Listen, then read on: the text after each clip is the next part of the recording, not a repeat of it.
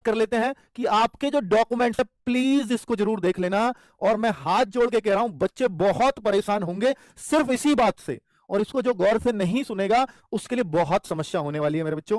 आप देखो कि एससी एसटी सर्टिफिकेट में क्या कंडीशन है। ये एससी के सर्टिफिकेट की बात कर रहा हूं मैं पहले, एससी। तो एससी का सर्टिफिकेट किस तिथि से किस तिथि तक जारी होना चाहिए? फॉर्म की लास्ट डेट है 11 सितंबर, और किस तिथि से जारी होना चाहिए? अर्थात 11 सितंबर 2025 से पहले बना हुआ होना चाहिए। पुराना कितना भी हो, एससी एसटी सर्टिफिकेट चल जाएगा। जो आपने पिछली यूपीएसआई की भर्ती में दिखाया हो या ना दिखाया हो, वो दौड़ेगा। ऐसे ही एसटी में भी ये दिक्कत बिल्कुल भी नहीं है।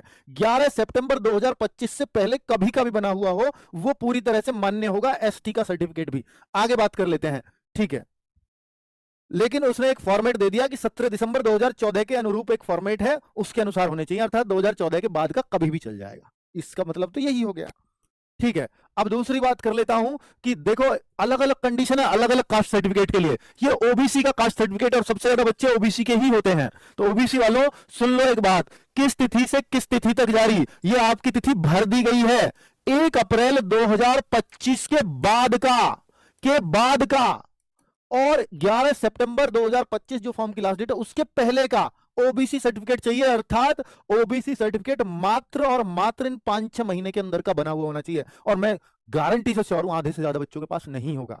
तो आप फॉर्म सिर्फ तभी भर पाओगे जब ओबीसी का सर्टिफिकेट 1 अप्रैल, फिर से मेरी बात सुनो, 1 अप्रैल 2025 के बाद का, अर्थात इसी फाइनेंशियल ईयर का ओबीसी मांगा है। और भाई बिल्कुल भी मान्य वो आपको नहीं करेंगे अगर आपका ओबीसी इसके बीच का नहीं है तो, ठीक है। इस बात को प्लीज उन बच्चों तक पहुंचा दें जो लास्ट में सिर्फ फॉर्म की वजह से बाहर हो जाएंगे कि जनरल वाले अंक नहीं है, जनरल वाली एज नहीं है, और अब आपके मार्क्स चाहे कितने भी हो, लेकिन ओबीसी आपका इस डेट के बीच का बना हुआ नहीं है, तो बिल्कुल आपको बाहर किया जाएगा। मेरे भाई इस बात पे विशेष गौर करना। और ईडब्ल्यूएस वाले बच्चों के भी यही कंडीशन है, 1 अप्रैल 2025 के बाद का और 11 सितंबर 2025 के पहले का बना हुआ होना चाहिए। ईडब्ल्यूएस की तो यही कंडीशन होती है, लेकिन ओबीसी में अचरज करने वाली बात है, आश्चर्य करने वाली बात है कि ऐसी कंडीशन दी है।